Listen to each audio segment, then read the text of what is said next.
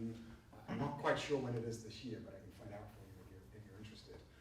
When we started it, and this is probably about 15 years ago, we had a lot of very serious engineers talking about very serious spacecraft.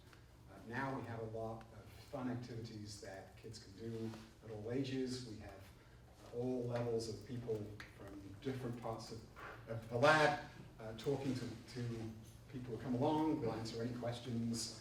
They even have an Ask a Scientist booth where you can ask them questions. Yeah? I was just going to tell you, it's October 10th and 11th. October this year. Okay. They decided to hit the hype one. Good. But it's well worth it. Take your students there, give them I've seen teachers, thank you very much. I've seen teachers adopt a strategy where they give their students a treasure hunt. So they have to go and acquire certain things, ask certain questions, and then come back, and that's a reasonable homework assignment. So, are we ready to go? Absolutely. Okay, great. So I'm Tony Freeman. I am not Leon Alkali. Leon had a doctor's office appointment today, so we asked him to stand in. Hopefully you won't find that too distressing. I am the manager of our Innovation Foundry at JPL. What does that mean? It means we take people's ideas, sometimes we even help them generate those ideas, but we help them mature them so they become the great space missions that, if you're aware of what we do, we do. So that's what I'm going to talk about. A little bit of my background. I am not from around here. I grew up in England, hiding behind the sofa when Doctor Who came on, the original Doctor Who, that is. This is not the MTV logo. It's actually Neil Armstrong, which inspired me to get into the space business. I didn't quite know what I was going to do. Not that anyone in my family had ever been in the space business, so I found my own way there. But I moved to JPL in 1987, and I've worked there ever since. So my technical expertise is radar, which we use to look at the Earth and look at space, at other planets. But my job these days is helping people get new missions started and get their ideas together. So you probably know a little bit about us. We are very famous in the world for the original Cosmic series, which tracked the progress of the Voyager missions that went on a grand tour of the solar system and gave us our first close-up views of Jupiter, Saturn, Neptune, and be careful how you say it, Uranus. We're also famous for the Mars rovers these days, the 7 Minutes of Terror, and all of that stuff. But we also have Cassini at Saturn. It's been there 10 years. It's almost doing all the seasons of Saturn. Imagine Saturn actually has seasons. It takes a long time to go around the sun. So we're seeing a glimpse of how that spectacular planet and its moons are behaving as they go to different parts of the cycle. But we also look for planets around other solar systems. We manage the Kepler mission, and this is a poster that, if you go look them up online, they're kind of spectacular. You can get them printed off. They are an imagining of what another planet looks like amongst the catalog of more than 2,000 now that Kepler has discovered. So this one has, I think, 2 suns, like Tatooine out of Star Wars. So it's going to be a spectacular sky when you look at it. We also do a lot of Earth science, though. So a lot of the NASA results on monitoring things like CO2 in the atmosphere, how the ocean behaves, the ice sheets. If you look at the NASA announcements, you'll often see there was a JPL satellite involved, a JPL measurement, and some JPL scientist. So what's our culture of innovation? You're at an innovation workshop, and being the head of the Innovation Foundry, I have to think about this a lot. What makes us innovative? So part of it is we work within decade-long programs, the Mars Exploration Program, where we're allowed to think 20, 30 years out what we might be able to do. Another part of it is we do one-off standalone missions or projects. So everything is completely new for us. That's not quite true. We use some spacecraft hardware again and again, and some software and so on. But generally, each mission is unique. So that allows us to do something quite different with each one. We're also, we're a NASA center, but we actually compete for all our work. So somebody, for every dollar that gets charged to a JPL account, somebody had to go compete for that money. And that could be both formal, where we actually officially respond to a NASA announcement and we seek to win a $500 million mission, or it can be informal, where we go and lobby back in Washington, our headquarters counterparts, for funding to go do cool stuff. But everything is competed. We are unique in that regard.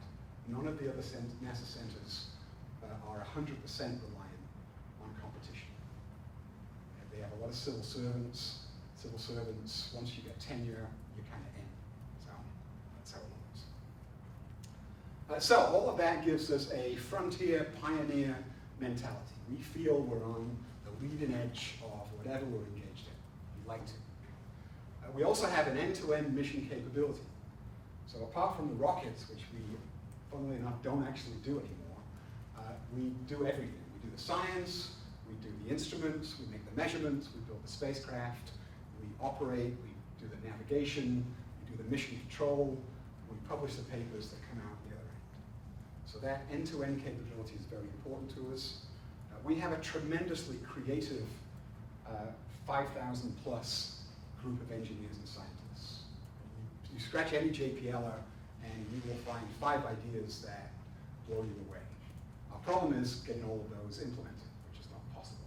So getting them implemented is the difficulty. I've heard people from outside say that when they come talk to us, they get the impression that we think we can innovate our way out of any problem. So whatever problem we're given, there's some cool solution that everyone will go, wow, yeah, you can do that. And I'd like to say we thrive on competition. It's been healthy for us. It allows us to generate ideas. We even run sometimes internal competitions where we say, let's take our best 4 ideas for the next Mars mission and beat them against each other until we see a clear winner. You can ask me questions, I don't find it. The negative side to that is we have quite a considerable not invented here syndrome. Like you could describe it as if we didn't do it, it was crap. That's some of our engineers would think that way. It's also, once you've competed hard against someone and they won $500 million and you didn't, and they get to go fly a cool mission to fly past Pluto, the recent one, for example, it's hard to see those people as partners after you've done that. So it's like being on a football team. You play hard, you lose the Super Bowl, it's hard to see those people as your partners for the next season. So my organization is the Innovation Foundry. We help, we have a building, we have facilities, we have people that help the rest of the lab take their ideas and build them up to the point where they're ready to go forward for implementation. So we're ready to start the real detailed design work, the more detailed coding of software and building of hardware. We stop short of that involvement. So to help us in this work, we came up with this idea of concept maturity levels. So these concept maturity levels, fairly straightforward to explain. At the first level, you could draw the idea on a cocktail napkin. In fact, you probably did after several glasses of wine or beer or whatever your beverage of choice is. Then we get involved in some initial feasibility studies. Does the physics work? Then you start to look at a trade space. Well, could we do this with a solar electric propulsion mission? Or do we have to use a chemical rocket? Or can we launch off the SpaceX vehicle? What are the possibilities here? And then at some point around concept maturity level 4, we have a point design, something that we feel is workable, affordable, we can do it in the time, and it would achieve the objectives. And then that gets refined into a baseline concept where we're now saying, okay, this is what we're going to move forward with, and then we flesh out the details on that, put together a schedule, a budget, a very detailed budget. We look at how we staff the job. We look at where we have to get input from vendors that give us parts and so on. And that becomes an integrated concept. And then finally, we have a preliminary implementation baseline. And then lastly, an integrated baseline. So you can see the idea is the concept matures as you go from step to step. And we know how to do that. So I'll get to the point quickly. We have, for the first part of it, the idea maturation and the trade space exploration, we have a team that we're not very original, we call the A-team. It is a team that is trained to facilitate conversations where you start to broaden out the trade space, the option space, and cover a very wide range. They hand off later on in the line to a team we call Team X, which is a team we've been running for 20 years. We were the first in the industry to do it. And it's a team that takes the kind of concept maturity that we need here. It used to take us 6 months and require a team of 25 engineers to do it. We do it all in 3 days.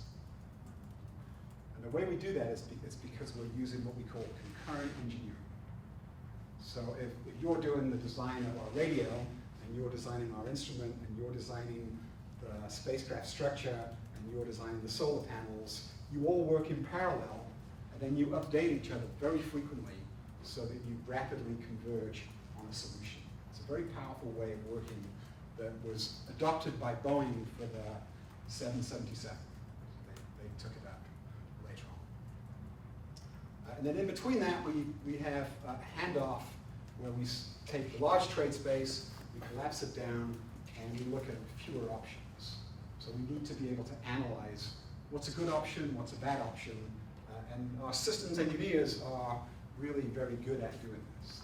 They have great skills. So is that a third team? Not really. It's sort of you have, underlying all this, you have a customer, and the customer brings the problem to you. You develop the trade space, the customer go off and work it, and then when they're ready, they come back in again. So it's kind of a third team, but it's multiple third teams. This is a standing capability. This is a standing capability as well. So let's go through how this might work. A couple of years ago, a CubeSat study. CubeSats are not much bigger than this, tissue box size spacecraft. They come out of the university program.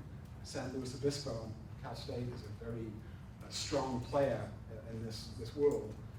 And gradually they've become more and more capable as time has gone on. To the point where we can think about CubeSats at Mars. What would they do? What kind of science would we be able to do? So we did an A-team study that looked at hundreds of options.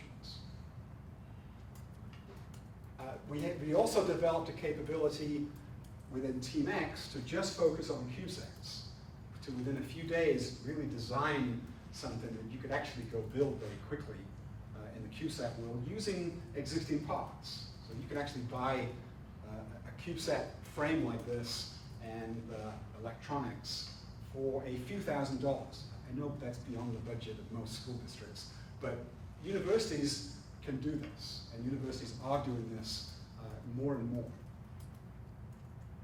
So that all results in something you may have seen in the press not too long ago. One of those ideas that was generated in that initial trade space was to take a CubeSat and put a radio on it that essentially did two-way communication with a spacecraft that's going to land on Mars called InSight, and back to Earth where we can receive those signals.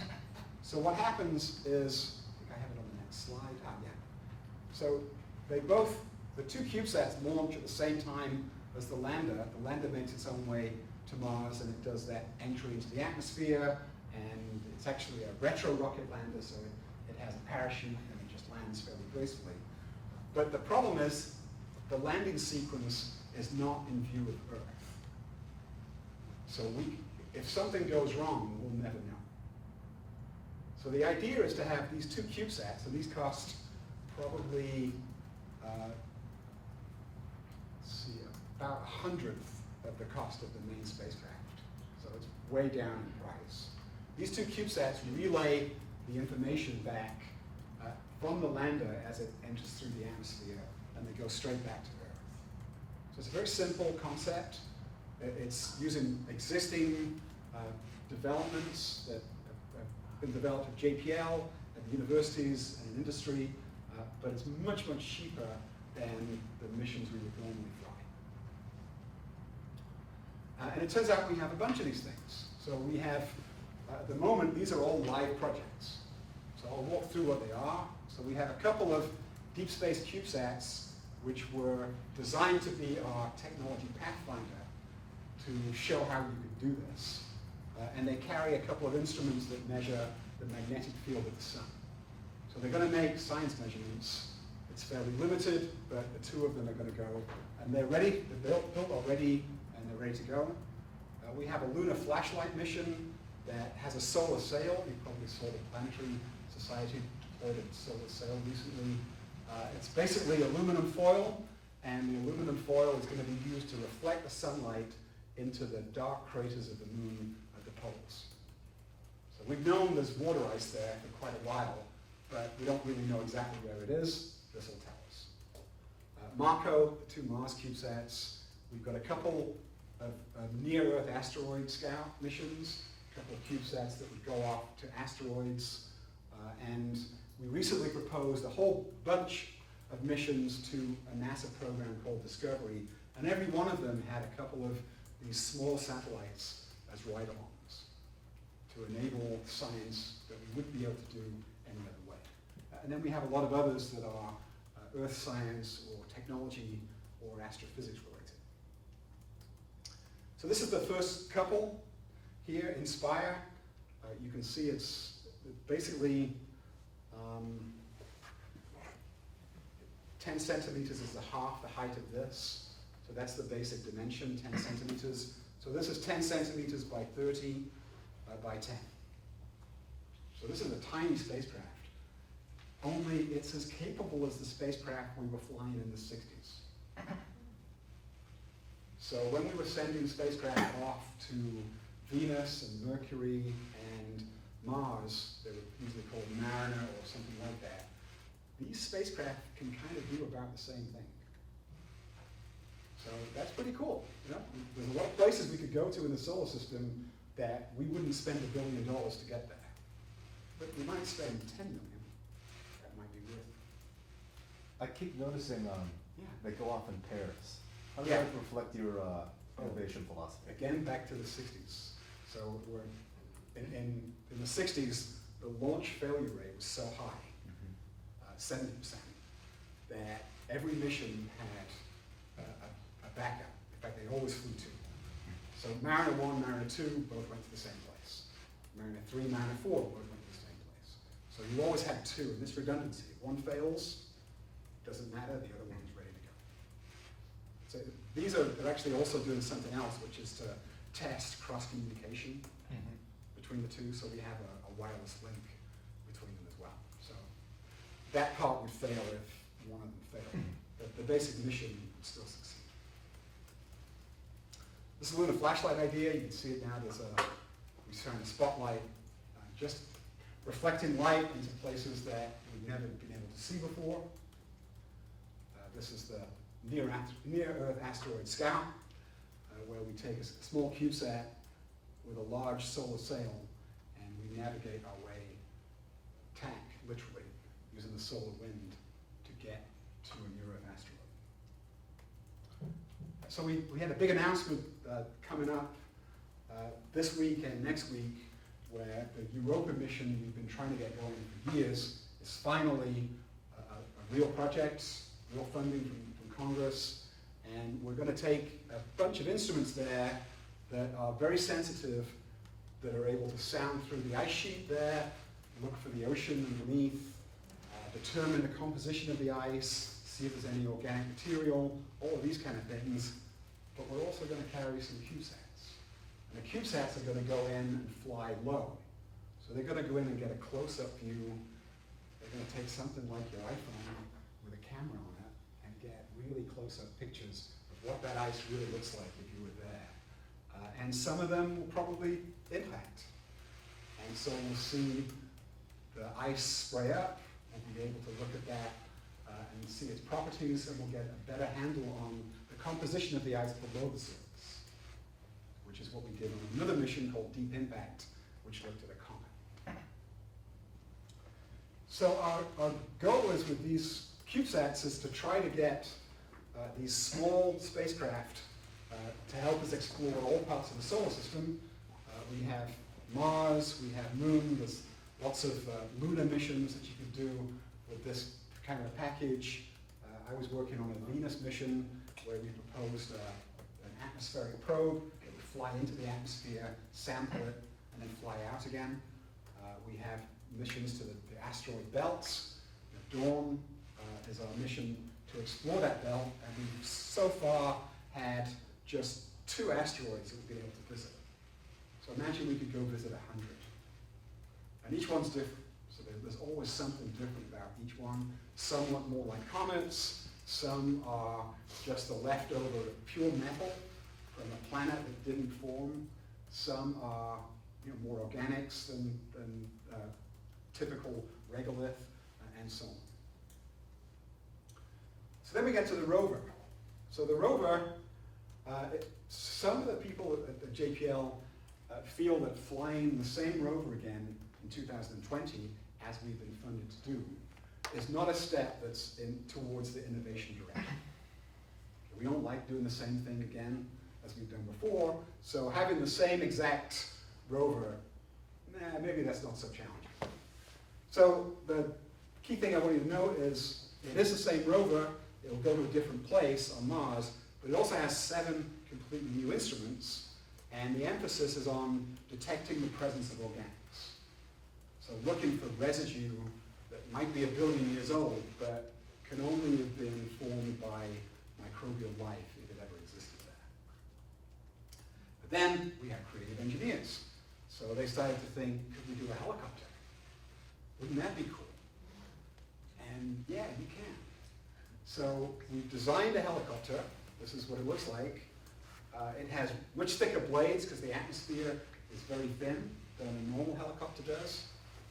It's got rotors that have to counter-rotate, so there's not a back rotor, there's just 2 that rotate in different directions for stability.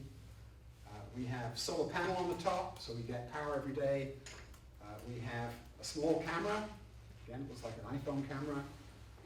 We've got a UHF radio. It has a beacon to keep it away from the rovers. It's got autonomy, so it's got some smarts on board that allow it to determine its own path. It has a little heater so that it survives the night. It gets cold on Mars, but not that cold compared with space. And it has these elastic landers. This is 2 kilograms. It's not unlike the drones that your kids are probably getting from their grandparents for their birthdays and Christmas and flying around. But it's a science instrument. This will allow the rovers to look over a much broader area of terrain and touch 10 times more geologic units, the rock strata that they're interested in, to see if they're suitable for investigation. This camera will also give us stereo mapping of the terrain. So one of the big obstacles in the current rover is it can only see in detail about 100 meters ahead of it. So it looks around, sees what's ahead of it, and then it plans its traverse. This thing would give us at least 600 meters of terrain ahead of you. So you could drive that whole terrain and know you're not going to get your wheel stuck, know that you're not going to hit a sand trap, know that you're not going to hit a big rock, and you're able to navigate around it. Hey guys, we've all seen these RC helicopters before. So this is one of my colleagues told me about it. On Mars. We're going to talk about that on this episode of Crazy Engineering.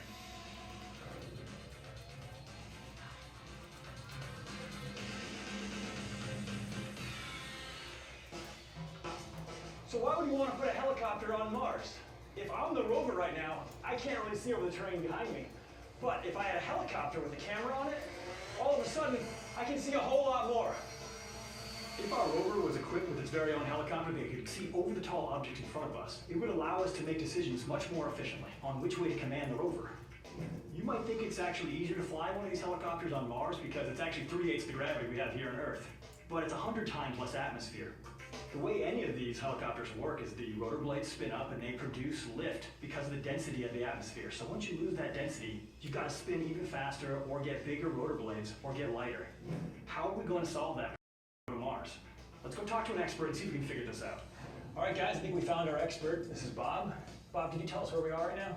We're in one of our robotics labs here at JPL, where we have a full-scale mock-up of one of the Mars helicopters we've been working on.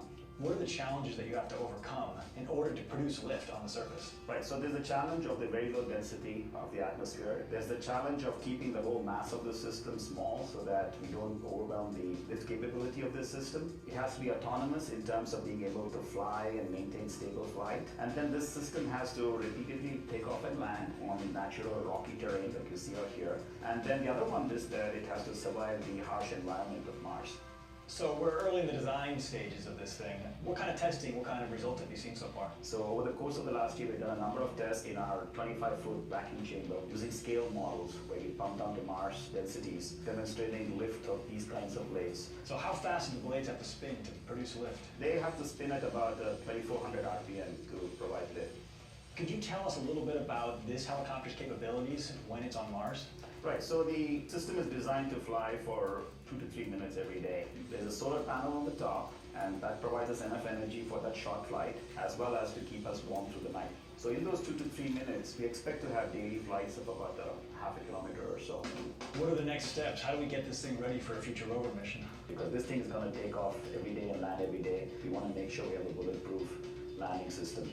And landing is the riskiest part of any mission. EDL has 7 minutes of terror, we'll have 7 seconds of terror every day. Bob, thanks a lot for teaching us about the helicopter. I hope you guys out there had as much fun as we did learning about this, and check back soon for some more crazy engineering.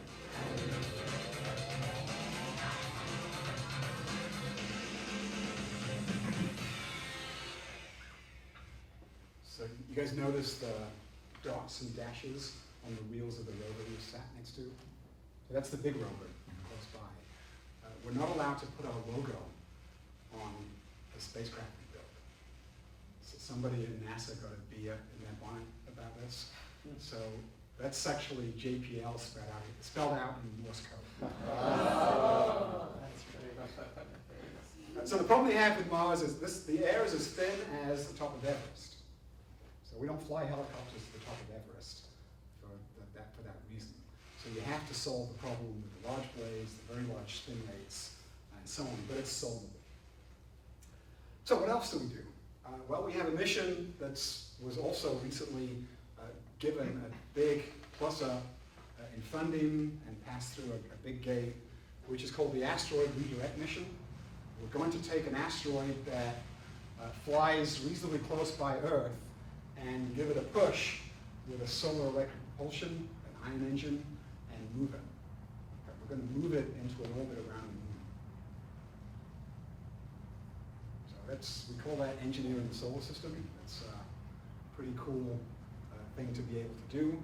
And in the end, it's going to lead to the capability to protect us from things like the dinosaur killing events that we've seen in the geologic record. So what's on the horizon? Stuff like 3D printing. We're actually already 3D printing spacecraft parts. So that's with us already. Low-cost rocket launches, maybe. We keep getting promised this, but in my career, it's never quite materialized. Commercial space. So SpaceX is a big deal for us, probably as it is for you. You think about it and see great press releases on it. It's actually going to change things significantly. We also see significant advances in robotics. There was the DARPA Grand Challenge out of Pomona a couple of weekends ago. And they had humanoid robots. We had one of them that came 5th in the competition. But it's clearly going to change the way robots are perceived and what robots can do. And then we have artificial intelligence as well. And then we've seen a dramatic miniaturization of instruments. The iPhone is a great example because not only here is there a miniature camera, there's also a miniature microphone and miniature speakers, which are instruments. And they're just the surface of how much instruments have shrunk in size since the 80s when we first started to make serious measurements of the Earth from space and look at climate. Now they've really collapsed. So we're also using technology like the smart screen here to walk our engineers through design decisions.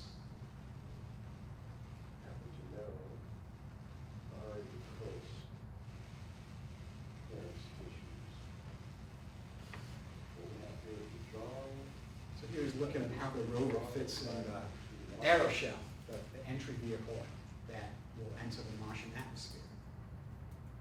And he's bringing up different views of it to try to find a way to solve a particular problem. We can also do things like this, which is go take a look at a spacecraft as it's developing in our integration room. So we've got a clean room. You want to see it coming together. There's 1 or 2 engineers working on it at a time. So if you put Google Glass on their heads and have them walk around, you can actually screen that back to a larger team who can then look at the progress being made. A couple of dead bodies just there. And they can look at the progress being made and make suggestions for how you might optimize things, how you might do things a little more differently. And then you can bring that back to the smart board and see what it really looks like against what the drawings said it would be like. So we design our systems with drawings, but then we can go verify them very quickly. I recently, the last couple of years, bought an old car, and I started to do some work on it myself. So I actually use this approach.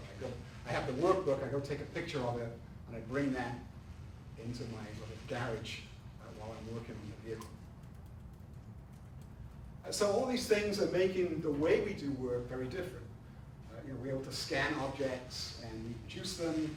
We're able to develop things like rocket nozzles and housings for spacecraft, all kinds of stuff with 3D printers. There's a 3D printer on the space station right now. Didn't know that. They decided that a company called Made in Space, a bunch of graduates in Silicon Valley, just decided they would go do this, and they went and did it. And the first thing it printed was a spare part for itself. Okay. The second thing it printed was a tool the astronauts needed. So you can imagine that future where instead of building everything here on the ground and spending a lot of time putting it all together, you could actually print some of it in place and do the construction when you get there. That's a very different way of exploring space. We also have innovation in operations. You hear this? Connect scientists and engineers with the environment of the Curiosity Mars rover. Since we can't put our scientists yet physically on Mars, a technology like this allows us to investigate, well, what's possible if we can make them virtually present. This was the first time where I could basically do a 360 and see Mars all around me. I love the fact that people, when they first encounter this project, have a feeling of, wow, I've lived to see this. Instead of looking at 2D images, they can now walk around and explore Mars in their office. It was part inspiring, part just like, wow, I finally do this thing that I really want to do. I could see using this every single day. It is a different way of exploring. That's transformation. Our plan is to deploy on-site to mission operations this summer and to be controlling rovers on Mars with this technology in July. So we got engaged with Oculus Rift very early. And Oculus Rift is this, it almost looks like a scuba helmet that you put on, and it basically is 3D virtual reality, except for us, this is not really virtual reality, it's Mars reality. So it's like you're walking around on the surface of Mars, see the rocks, you can look for places the rover might go, investigate, and it's very powerful for our scientists to be able to do this. Instead of just looking at pictures, they can now almost touch it. We've been also ahead of the game on smartwatches. More than a year ago, we had a funded activity where one of our teams that were working on an experiment to go on the space station had smartwatches that gave them updates on a test they were running in the background as they were doing their integration. So they were getting alerts as to the progress of one task while they were working on another one. So what's on the horizon? Well, more competition. It gets cheaper to do what we do. We expect to see more people engaged, and that's not that bad. If you read anything about NASA in the press, you'll hear Mars is our goal all the time. Everyone wants to go to Mars, and what that means is we want to send astronauts to Mars. So that's the sort of underlying theme of the whole of NASA's programs for the foreseeable future. But there's also stuff that's going to surprise us. It's not too unexpected that we will probably see the first Earth-like planet. That means a planet where we know it orbits a sun something like ours. We know it has an ocean. We know it has continents. And we know it has an atmosphere that comes close to breathable for us.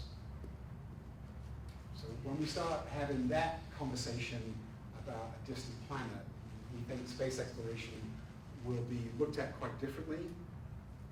We have an ongoing climate change problem. Probably know about it. There's often talk about geoengineering. What can we do to modify the atmosphere, change the sun's input to us, and these have space implications. And then we are constantly looking for evidence for microbial life in the solar system. There's places like Enceladus, which is a moon of Saturn, where they have constant plumes coming under the ice ocean that's constantly spraying into the ether its contents. So if there's life there, all you have to do is fly through that plume, sample it, and see it. We have the same thing on Europa, but we don't necessarily have the plumes. So we have to get to where the ocean meets the surface or get down beneath the ice. Okay, I can take some questions. Yeah? I've been thinking since you mentioned about competition. It sounds like you feel it spurs innovation. Yeah, absolutely. When you're trying to manage the innovative process, how do you try and minimize the sort of tribalism that causes, I mean, both when it wasn't invented here, and I imagine you have teams that also compete at some level within JPL as well. And we run into that problem with student groups on projects.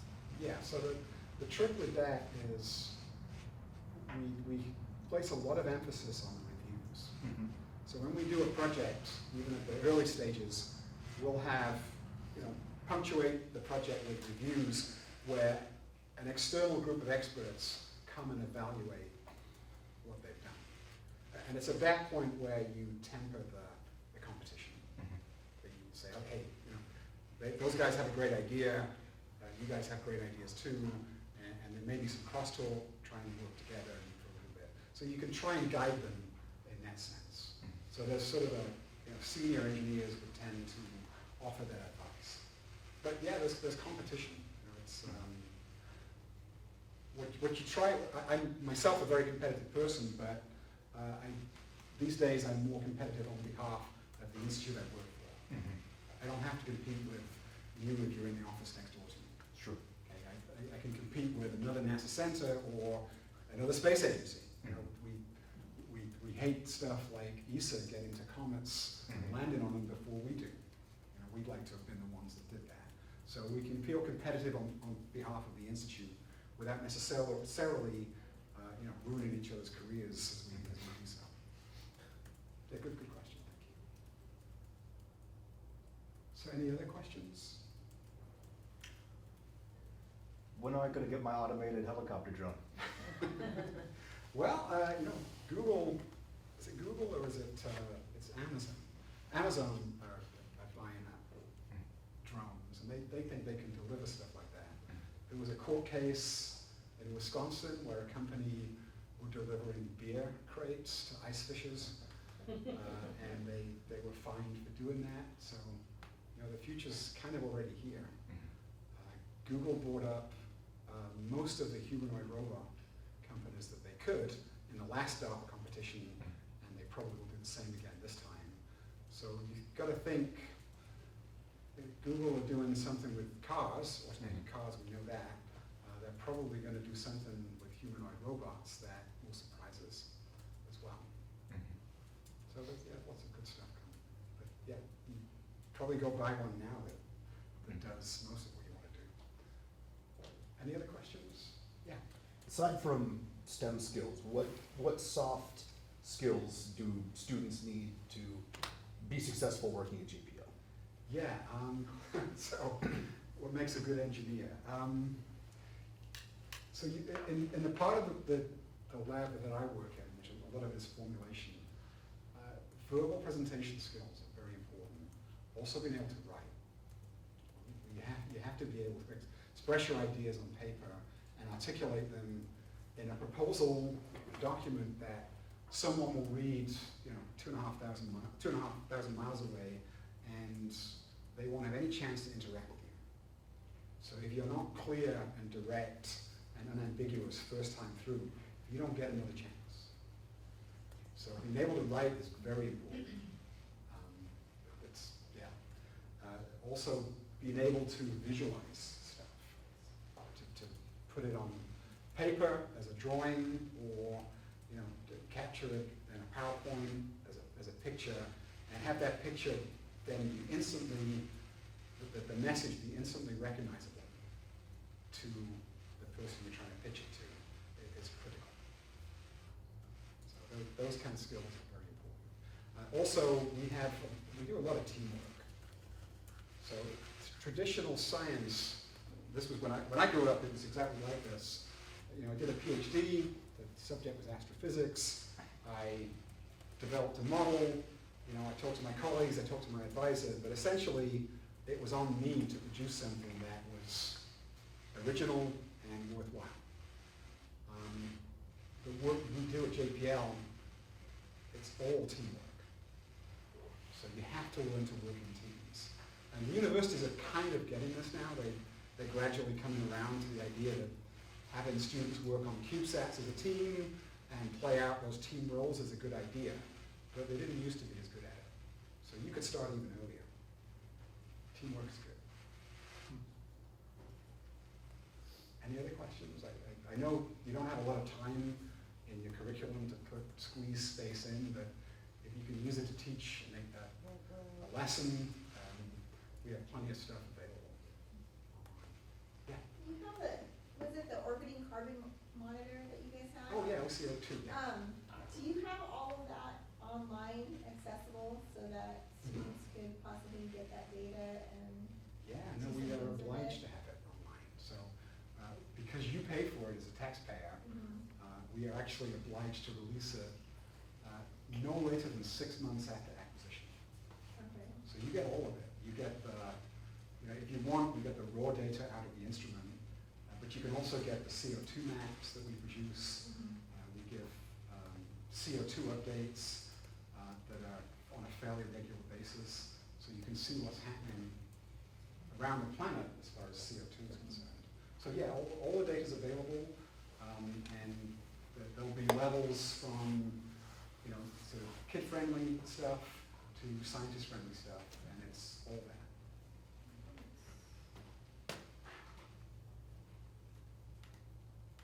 Any other questions? Everything was clear? Okay, well, thank you for what you do. My wife's a teacher. Well, she was a teacher for 30 years, so I understand somewhat what you guys do, and she reminds me how important it is. So glad you could make it here today, and glad I was able to talk to you. Thank you.